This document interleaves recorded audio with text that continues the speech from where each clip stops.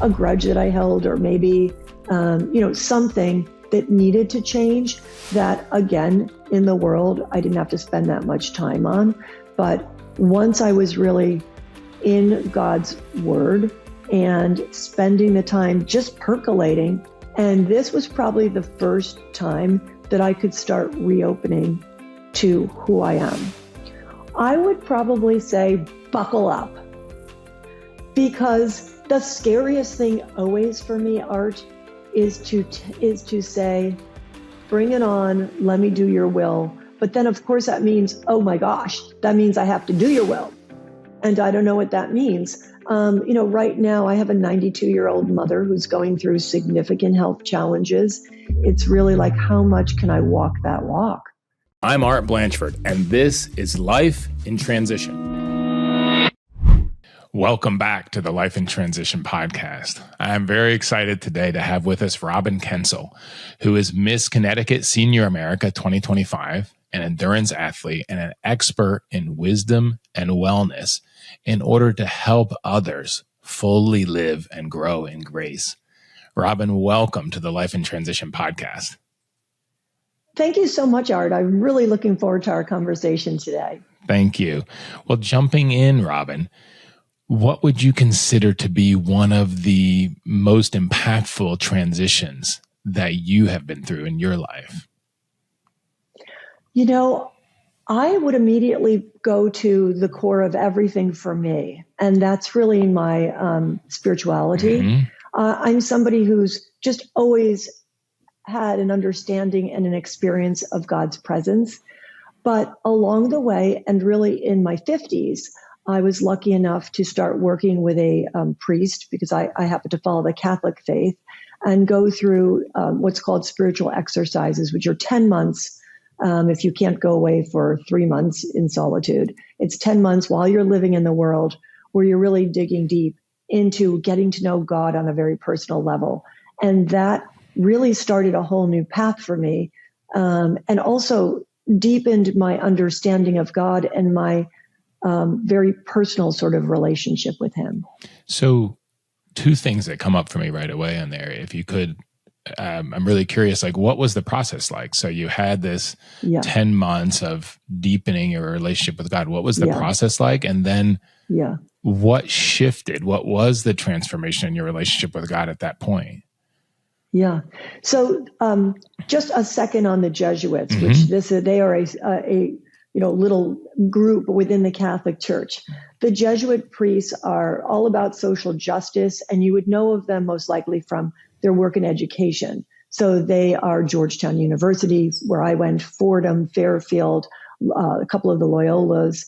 And so that's just who they are. And Saint Ignatian was a soldier turned mystic. And one of his cornerstones is seeing God in all things. When he went through his transformation, he walked from Spain through Italy, asking people about their prayer practices and how they found God. Mm-hmm. And what came out of that were these exercises, and they're broken up into 4 weeks, and they follow Jesus's life. So you spend an entire week, on the birth of Jesus, and you're looking at themes within there. So you meet with your director once a day, and then you're spending that entire week on small passages and just quiet reflection where, honestly, you're not thinking. This isn't Bible study.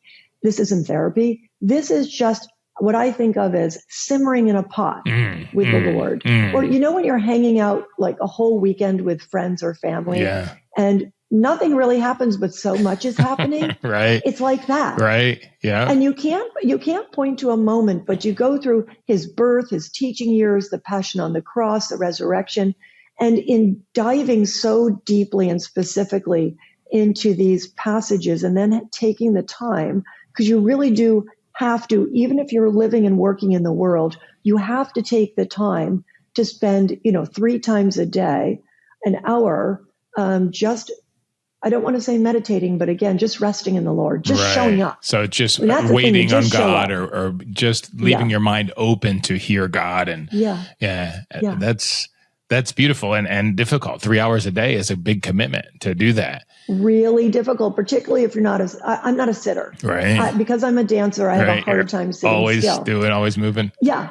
And the great thing for me, honestly, was I could do it in the world. So I could get out my need to exercise and all that, and then be able to do it in small chunks. Right. So what was that like sitting for 3 hours a day, resting in God? I mean, you could use the word meditating, but meditating has so much, everybody has their own thought of what meditating is, but resting in God 3 hours a day, what was that like? What happened during those hours? Like, if you have a couple of examples, like what does it feel like? What was going on in your mind? How did you clear the channel? Right. And I think that is really important, clearing the channel, like just starting with a practice of sitting still and letting everything just go. I mean, you're going to have the monkey mind. You're going to have thoughts come in that are so random all the time. We all have that. Mm-hmm. But, every time you show up to spend time in this process, you need to spend a little time just getting yourself ready. And then for me, and I think each person is different, it was a variety of things. Like, I would look at what the passage was, talk to the director. He would pick out, and this is what spiritual direction is, he would pick out the things that I seemed to be sparking to, even if I didn't know it. Right. He would see that for you. Yeah. He would see that for me. He put it back in front of me. And then those are the things that I reflected on. But it wasn't just sitting in a chair for an hour. It could have been walking outside. It could have been journaling. Like this 10 months is a great time to journal. Mm-hmm. I'm not a big journaler myself. I kind of go in and out, but there was so much. And what changed in me was when I'm spending so much time on a particular scene with Jesus, because I should mention that St. Ignatius is very big on imagination. Mm-hmm. So he asks you to place yourself in each scene. Okay. And so I might place myself in the scene and take on a character and even think about the nativity. I would view it from different perspectives. I might see it through the eyes of Mary. I might see it through an animal. I might see it through a wise man. Mm-hmm. So all of a sudden, I'm getting a much better understanding of who Jesus is and how, and by the way, the Holy Spirit's there the whole time. For sure. And you're spending these 3 hours reflecting on that particular passage for whatever he's assigned you for that day. And that might be journaling. It might be walking and contemplating. It might be just sitting still with nothing but contemplating on it. It might be reading other books. I always have, a number of other things with me because they might spark it. And you would start with that, but it's not that you would stay on that necessarily. Okay. Sometimes something would come up in my life and I could just spend some time with that. So it's not so rigid that you're spending time for a prescribed period on a particular, it's not even a passage. There's some things within it besides the passage that you're reading and thinking about and reflecting on.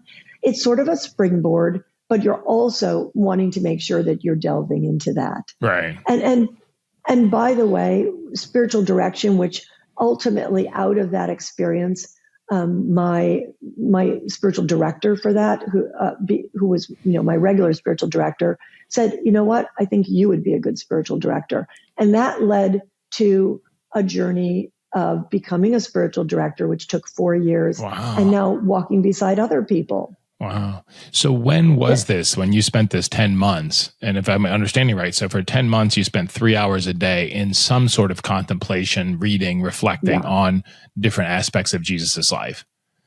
Yeah. When did you do that, Robin? So I did that, I think, around 2019. Okay. So 6 years ago. 2019, now. 2018. Yeah. And then I took some time to reflect and try to understand if being a spiritual director was something that was in sync with how I'm made and what that might be God's will for me. Mm-hmm. And then I entered into the program. Okay, cool. What was, besides being spiritual director, and maybe that was a big part of it, but what are some of the takeaways? What are some of the learnings that you had from that 10 months of 3 hours a day of contemplation and reflection? Well, some are practical And then some are, sort of changing my heart. Sure. But Art, I would say the practical are, I have to do the work and just show up.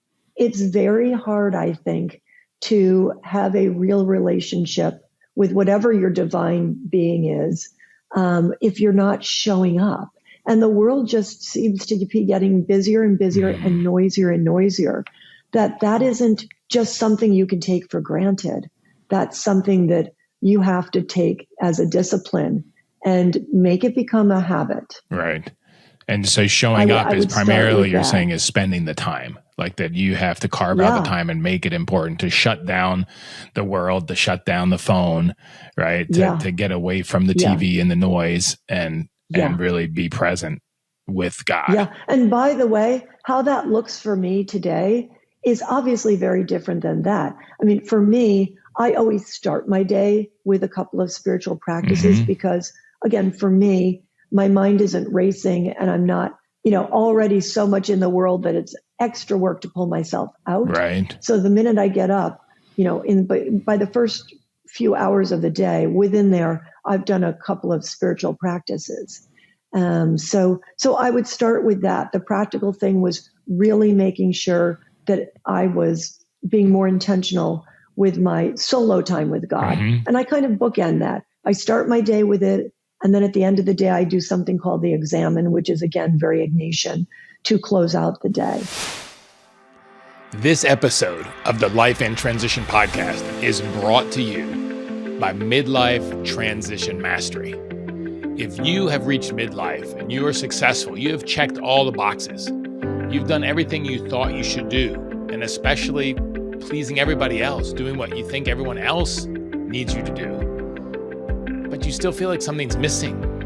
Like you're coming up empty, feeling alone, feeling misguided or lost. MidLife Transition Mastery Explorer community is for you. Here we will build authentic community. We will learn about the 8 steps to mastering midlife transition. And we will learn and execute living life with no regrets in our second half. Please check out the community on lifeintransition.online/MLTM, Midlife Transition Mastery.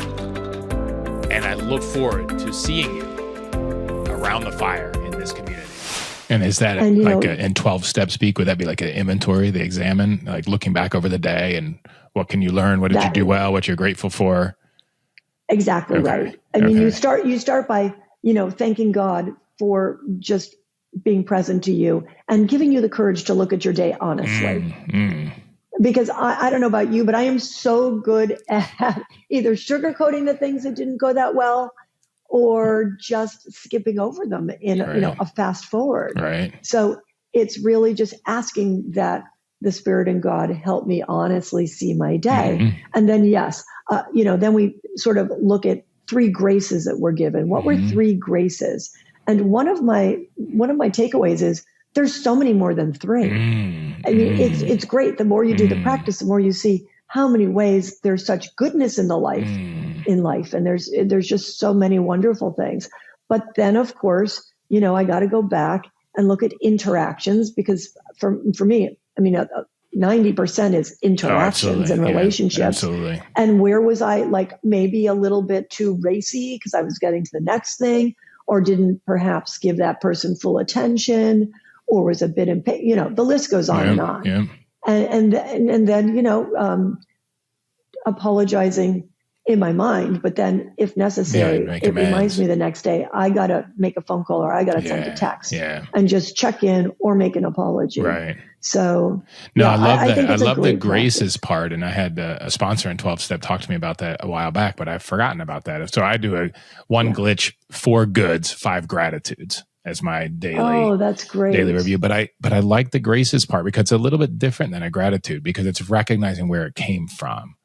Yes. And I really like that. So I may add another G into my daily inventory. I think that's really good. So that you said that was practical. And then you said there was also some heart parts of learning. Yeah. What were the heart parts of learning that you took away? I will say, Art, that this is very much how I'm finding just as life goes on, how this is working. And I will liken it to, my world is dance, where I'm learning choreography and I can't do something day 1, day 2, day 3, day 4.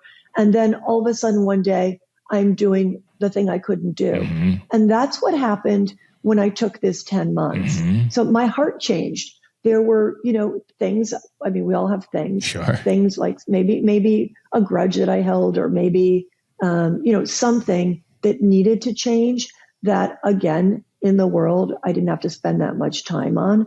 But once I was really in God's word and spending the time just percolating, mm-hmm. those things would come up. Mm-hmm. Mm-hmm. And I would have the time to really, hold it up and turn it around to its different sides. And because there was no other pressures and no race and no timeline, I really could let it be and talk to my spiritual director about it, mm-hmm. which, because every day you're meeting. So that was really helpful too. And again, he's not giving therapy, but he's just helping me look at it a different way, or asking the questions, the evocative questions that would turn my heart. Right. So I would say, the real change was just some things within my heart. And if you ask me, articulate those, I would say probably a softening. There's some things in our family background. We all have things that were very, that were overwhelming, took me to my knees. There were many graces in it, but to get through it, I had to close off a bit of myself. Right. And this was probably the first time that I could start reopening to who I am. Oh, beautiful. Yeah. I love that saying that, the broken heart is where the light can come in.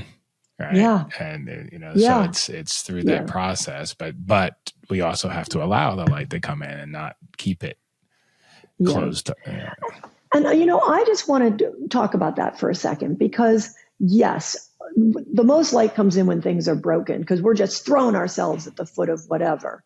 But I think my other takeaway is the light, it doesn't have to be 100% broken. Right. There could be a small crack. Right. Exactly. You could just move the curtains back. Right. Yeah. Right. Yeah. Yeah. The light is there. I think it's interesting. Michael Singer talks about that in one of his books, that, the light's out there, but we've closed the shutters, right? We've closed the curtains. Oh, I love that. And kept everything dark. Yeah. And all we have to do, is to open them back up, and it's there. Yeah. So how has your life changed as a result of this spiritual direction now 6 years ago, and this spending? I mean, to me, it sounds like the most amazing part is just spending the amount of time that you did in a 10-month period with God. How has your life shifted? How has it transitioned because of that? And I have to say the other piece of that is I'm so blessed, because my spiritual director is this incredible Jesuit that I'm just very fortunate to have in my life. And I learned so much from him, Awesome. Just on who God is and how God works. And, that doesn't mean, by the way, that when you're in spiritual direction, you show up and you start just talking God talk. I mean, when you meet once a month in regular spiritual direction, and, directees come in with just what's on their mind. Sure. I mean, I always ask them, just tell me what's on your mind in the last couple of days. Maybe it's how God's showing up in your life and you can articulate that, but maybe there's something really horrible going on at work. Right. And we need to take a look at that and see, what's going on. Again, we're looking at it not in a therapy way, but what's up with God with this? Right. And what can I learn from this? Right. No, absolutely. So I think what changed for me is kind of dramatic, only because Jerry suggested that perhaps becoming a spiritual director was something God wanted for me. I was somebody who actually thought my calling was going to be a nun. And when I was at Georgetown, that was my first opportunity to work with a spiritual director, and it was a nun. And she's the one who sort of labeled it for me. And I did go and live with her order after graduation and try that on. But there's a lot of sacrifice when you are called to that sort of a vocation. And I just found for me, it wasn't that calling. So looking at what a spiritual director was, really felt like, oh, okay, this is where you see my particular gifts. And so going through that program, but more so actually doing the work. And I do it one-on-one with people, but also in groups in different practices called Lectio Divina and Holy Listening. And they're all very powerful because as much as things are happening in the people that you're serving, they're also happening inside of you. Of course. And so I would say that's the biggest shift. I still have my career in real estate. I still am very committed to dance. My journey in the last year included a broken foot and some other health ailments, which meant I couldn't dance. And that opened up me asking, so what have I always wanted to do, which led me to improv acting. And so that's another brand new world. Oh, that's beautiful. So a lot of things have shifted.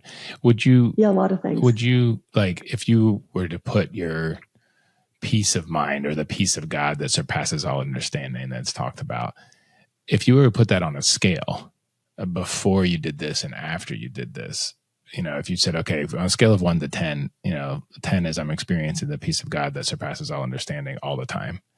And 1 is I'm anxious all the time.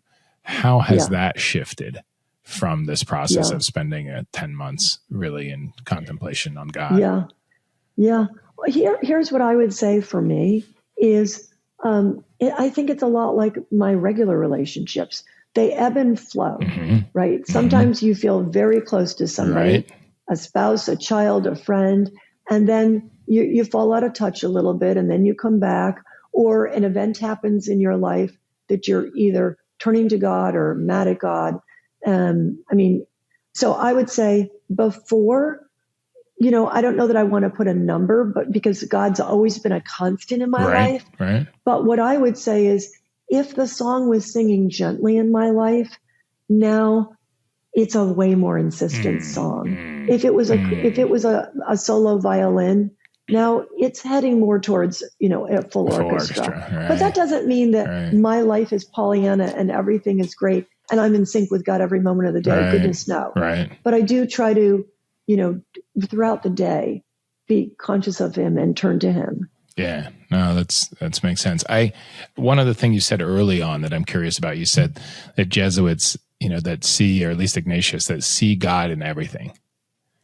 Yeah. And I was wondering if you could expand on that. Like, what does that mean? I have my thoughts on it, but I'm curious from your thoughts. What does that mean to see God in everything?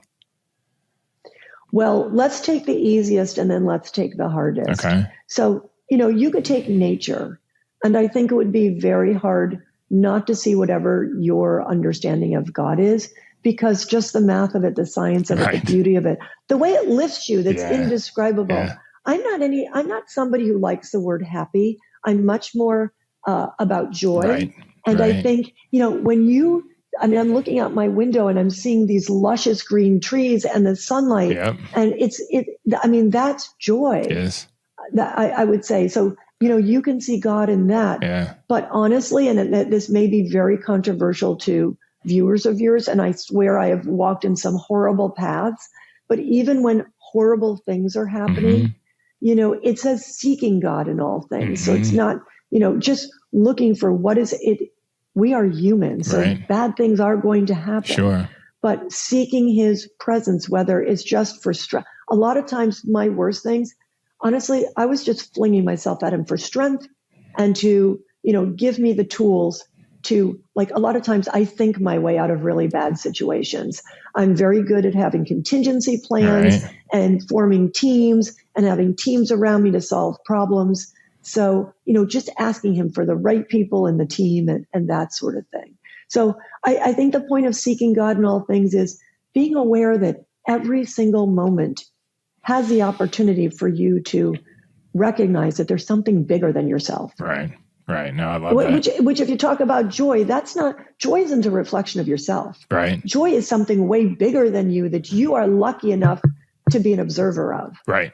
Yeah, I was in Glacier National Park last week, and the awe and wonder of these massive mountains and being able to see how they're carved by glaciers, and it's amazing. And if you think about these trees that started from a little seed and just the sunshine and a little seed in water, and we have this massive tree, it puts me in a state of awe right away.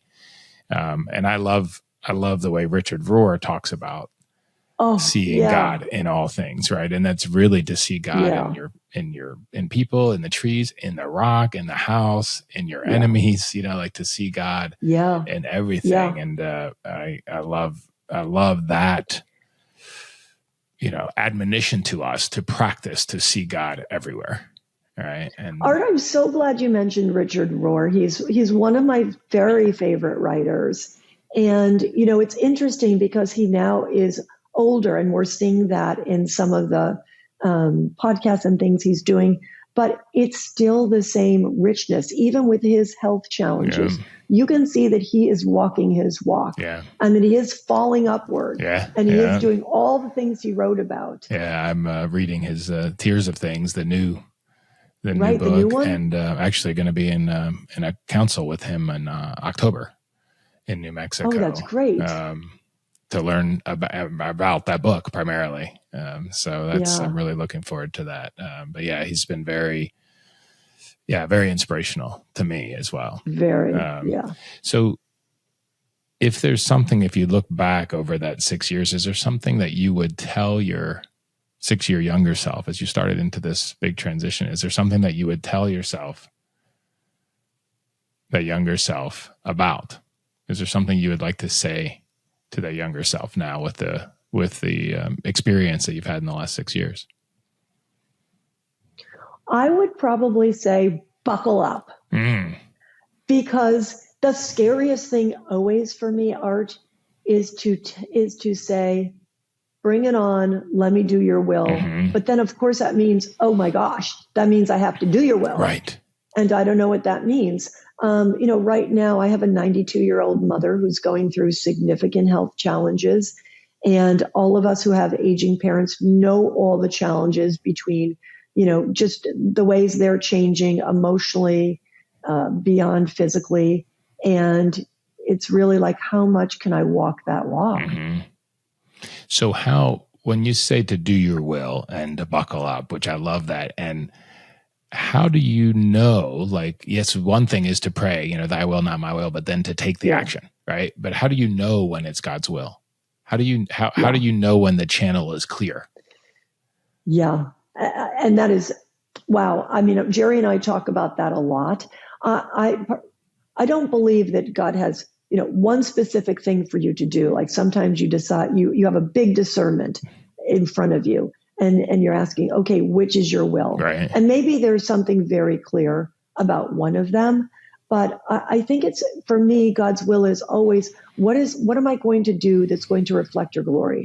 And that's not always so evident. So if you have two interesting choices of something before you, I like to do, what Ignatian does and go into imagining myself in each of those situations for a while and seeing how it feels and seeing what it looks like. Because I believe that his will is going to be a combination of using the talents he gave me, using the skills he gave me, having something I'm passionate about. And the desire he put in you as well. And being of service to Absolutely, others. Yeah. So I can't imagine something, where you've got that whole bucket of things that wouldn't be his will. Right. As long as it's in sync with his principles, which are pretty obvious. Right. In terms of let's make sure that's wrapped in kindness. Right. Right. And that's the part I was going to say too, is that there's all the very small ways on the day-to-day interactions. You talked about relationships and interactions. Like we have interactions, whether it's at the airport or, and how are we showing up? Are we reflecting his glory and his grace? Right. Little things I think about. I was in the airport standing in a line, flying on a nonstop flight to get back here, but it's one of the airlines I have no status on. So I was standing in this long line to check a bag. And there was a guy behind me that was quite stressed and anxious. Oh, is this line? Blah, blah, blah. And I said, yeah, but it's only to check bags. And he's like, but I need my boarding pass. And I was like, well, you can get him and his whole family. I said, we can get your boarding pass on the phone. on your phone. He's like, really? Yeah. I'm like, yeah. So I just took a minute. I'm standing in line anyway, and took a minute. Yeah. And he's like, well, do you think this bag will fit? I was like, well, there's a thing you can check right there and see. You don't have to check it, Yeah. And he's like, wow, 5 minutes later, he's not waiting in line anymore and moved on. And when I'm reviewing my day at the end of the day, when I talk about the goods that I feel like I did, that was something that it had nothing to do with anything in life except everything in life, which is how am I showing up for the people around me and interacting with the people that are right next to me right now. And am I doing that? Is such a great story, Art. Yeah, it was interesting to reflect on that at the end of the day. And he was even someone that I could have been, he was all stressed and it's just really the line. And I could have been, pissy toward, But it's so those things. Making me think, what you're making me think of? When you think about that interaction, you had to be available to him. Like, yes, you had to take the time, but you yourself had to be available. And when you talk about how does God work in your life, and I say, like, you can't even tell over time, like that would be an example where I was always doing a lot of things very fast. Mm-hmm. And I think God teaching me to slow down, so that you could be available like you were available is a gift. Yeah. And you wouldn't really think about it as a gift, but yes, because it's bigger than yourself. You had nothing to get. You didn't gain anything by that. No, except everything, because that's the kind of person that I want to be, right? And when I can hold myself in that light, it's so much better. It's interesting. That was Saturday. Today is Monday. And earlier that day, I'd been hiking up the M in Bozeman, Montana, when I was flying out of Bozeman. Yeah. And at the top, I said hello to this lady, and then she was like, and we had this great conversation.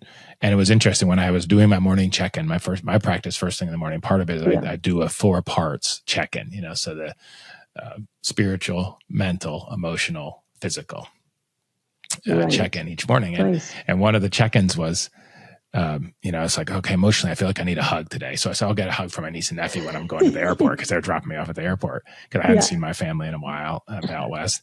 And so I met this woman, and we were talking to her, and she's a family therapist and counselor. We had a really great conversation. And we were talking about, family and kids and adoption, like a lot of stuff in just 5 minutes. And I was even a little bit pushed for time, or I thought I was, because I need to get back to get to the airport. Right. And after a little ways into the conversation, she's like, wow, you're just such a good human being. Can I give you a hug? I love that, Art. Thank you. And I told her, I said, this is God. And she goes, yeah. I told her about this check-in I'd done in the morning. She goes, well, the universe is providing for you, Art, Yeah. But it's great. Just when we give ourselves time, when we can be present with people in these interactions, as crazy as my life can feel with sort of the big things going on, if I remember to be human in those human interactions, it really makes a big difference. All right. Yeah, makes a big difference. That's really great. How has this, speaking of interactions and our transitions, how has this transition that you've been through affected your key relationships? Like, what do you notice difference in your relationships with people since having gone through this year of, or 10 months of spiritual contemplation? Well, here's what I would say. In terms of like my own immediate family, I did not come back from this and just lay it out all on them. I love what Jerry says, speak the Bible, but don't necessarily say the word. Mm-hmm. It's that whole thing about your actions. Absolutely. And, and they're in different places. So I really respect that. Absolutely. So it wasn't like I came back and said, here's what I learned and here's who I am now, because it wasn't even, I don't even know if I could write down the things, to be honest, on how my heart is turned. Absolutely. But what I would say is how it's affected all of my relationships in work. And look, I'm in a client service business and I'm in, luxury real estate, which is a wild and woolly world. And and as I tell my team, you have to let so much, you got to be like a duck. You got to let so much just run off your back. And you just have to be, the calm person and the voice of reason. Right. And I think it really helped because I could bring both the skills of just having the experience of what I'd just been through, but also all the things that now were much more illuminated for me in terms of how Jesus, what he wanted for us and the message he gave, and really taking it more to heart. That if I had a pretty good amount of patience for clients before, I find now I have a lot more. Like yesterday, I had 2 sets of clients 6 kids from 14 to 3 months between them. It was really crazy. There was a number of things that, were not according to the playbook at all. Right. But, I think I'm just I'm a very different person. It's all okay. Right. And let me just make it okay for you. Right. And let me see how I can be helpful, for the baby that needs to be held and the child that needs to see that room that she wants to make a dance studio and whatever. So I think it's being more available for the whatever. This episode of the Life in Transition podcast is brought to you by Transition Mastery Coaching. If you have made it to midlife and you're successful and you are going through transitions in your life, in your business, in your career, or in your organization, and you are looking to master those transitions, to make the most of them, to accelerate into the next phase of your organization or your life. If you're facing, challenges in your business, challenges in your relationship, challenges in your health, and you really want to transition those quickly, I'm here to guide you for that. And I look forward to working with you. And you can sign up for either Pinnacle Transition Coaching or Summit. Please go to lifeintransition.online/MLTM and scroll to see the Summit and Pinnacle Coaching, or reach out to me directly on my email, art@artblanchford.com.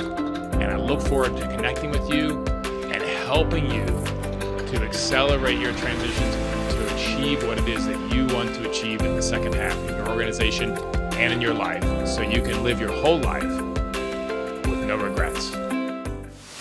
Okay, and that affects then all of your relationships, whether it's your husband, your kids, your clients. My dance partner. Right. Right. To all of your relationships, you have a lot more acceptance of what is, and a lot more compassion and sort of understanding, a lot less judgment. Yeah. But that's something that, we all can benefit from. Right. That's the whole message, right? Yeah. Love God, love yourself, and then love somebody else as you love yourself. Right. And listen, you just mentioned the word judgment. And, I think that's something that we all do all the time as we go through the world. And it's good to be conscious of and keep sort of trying to tame that tiger. We're human. We're always going to be evaluating things. Yeah, no, for sure. For sure. What do you, when you look forward at the different choices that you have and how you're discerning God's will for your life, what do you see as the next transition? What do you see as the next thing on your horizon? Well, I'm working on something that really came out of the Miss America pageant, which, was kind of, I don't want to say a lark, but it certainly wasn't anything I had ever thought about. Yes, when I was undergrad, I was recruited to be in one of the preliminary pageants. So I just kind of did that as a lark. But this came to my mind from one of my real estate clients, and I only did it because I thought it would help my performance in dance. Right. But I ended up liking what it did for me, in that a part of what you're scored on is your philosophy of life, which you have to deliver in 35 seconds to the audience. Very good. And I don't know you well, but I bet you would be tortured like me. That would be very difficult for 35 seconds. Yes. And it made me start being curious as to what are other people's philosophies of life. So I'm working on, a project. Who knows where it will go? I'm just sort of seeing if it's something that should go somewhere. And what I like is you could take part in something and you never know where it will lead. That's right. But again, as I get older, I think as many of us get older, you're always looking for, what do I want to leave behind? What's that legacy about? And it'll be falling more into that camp. Okay, cool. Yeah, I think transitions are always ongoing, right? And we always have something that we're coming from and going to. And sometimes we spend a lot of time in the messy middle with the liminal space, which is also okay. If you could give one tool to our listeners, if somebody is really stressed in the liminal space in the middle of transition right now, in the middle of the river, or I often say the glop inside the chrysalis between caterpillar and butterfly. What was the tool, if there's something that they could hit pause on right now and they could take action on, hit pause on the podcast and take action on and come back, what would that tool be? Yeah. What would you recommend? So if you're describing someone who's so amped up in this decision or in this river that's got churning water, I would actually say if you're really in that situation, I think it would be very helpful to have somebody alongside of you to be pulling it apart and seeing what is causing the real stressors and where can you start. Because when you're in the middle of the river and you're just fighting to stay floating with some air, I think it would be very difficult on your own to do some of the things we've been talking about.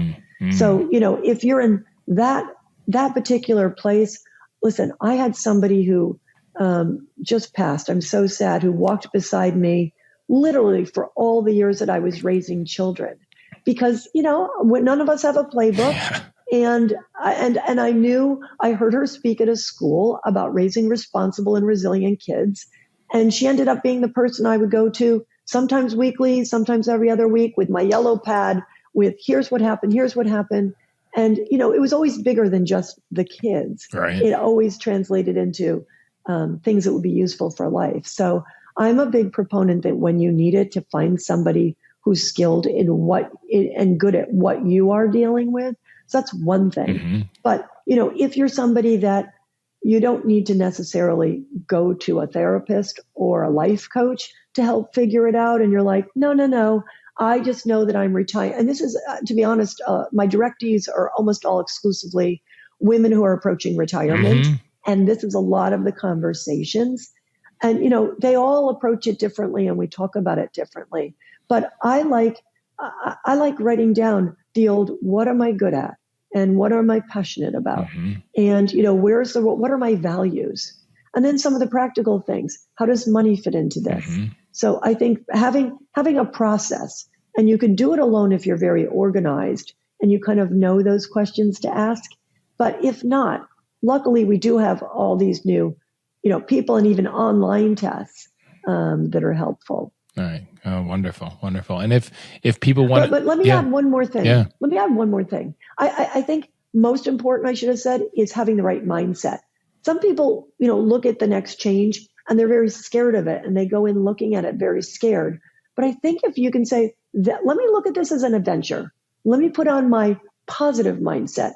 That's going to color, because you can't change many things, but you could change on how you look at things. So how would you recommend? Yes, you can change. How would people change it? Because I think that's one thing I struggle a lot with, and I know a lot of people do, is fear. And the Bible tells us a million times, fear not, right? But for me, it's very present. And it is for a lot of people. How will you change that mindset from saying, okay, what could go wrong or what might go wrong, to what could go right? How would you recommend to do that? I really like James Clear and his Atomic Habits, and I'm a big believer in micro steps of habits. So I believe like a mindset is you get yourself into the habit of positivity, but that doesn't happen overnight like you're talking about. We all could think of people who just, their response to things are a little bit more negative. So I would say to start that, take micro steps. Think about, what am I being so negative about and why, and change that one little reaction. And then if you really want to do it, because I think that's a hard thing, when you get yourself in a certain attitude as your regular attitude, that's going to be a major shift. Right. And if you could do it on your own, you're going to have to go about it, I think, with micro steps. Right. So to have one thing that you're feeling negative about and then switch, like practice on that one thing. Say, hey, what could be good about this? And change the question to what could be good about it instead of what could be bad about it, and to focus on that.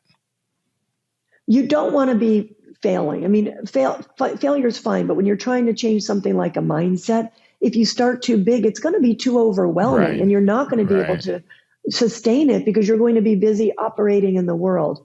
But if you're starting super small, then I think you've got a better shot. Nice. And Robin, where can people find out more about you? Where can they connect with you? So I've got a website, which will be changed, but I think easy to find me at robinkencel.com. Or honestly, Art, they could email me at rkencel@icloud.com. And, I know you've got a nice LinkedIn helpful. profile too that I've seen, so they could find you on LinkedIn as well. Thank you. So, no, very good, Robin. I really appreciate it. It's really exciting and inspiring to me to see somebody who's taken this walk with God really seriously. I have done that as well in the last 5-6 years. And then to see how you're applying it in your life and using it in the daily life and seeing God in everything, and especially in your human interactions. It's really beautiful. And I think it's something that we all can use, especially when we're in transition, because in transition, the water is turbulent. And then how we interact with people when we are stressed often is not our best. And that's, to remember to treat everybody with compassion and love and kindness, even in those situations, is a great reminder. So thank you so much for being with us on the podcast today and for the amazing journey that you are on and the inspiration that you are. Thank you. Really enjoyed talking with you. God bless. Thank you. Thank you. I can't wait to hear what action you are taking. Connect with me on LinkedIn or our website, lifeintransition.online, and let me know. Let a friend know too. It could be a huge encouragement to them and keep you on the track. Thank you so much for joining me today. Make sure you subscribe wherever you listen to podcasts, and it would mean a lot to me if you left a review and shared this episode with a friend. If you want to learn more about me and what I do when I'm not podcasting, please visit me at artblanchford.com. Thank you for listening. Together, let's make the most of life in transition.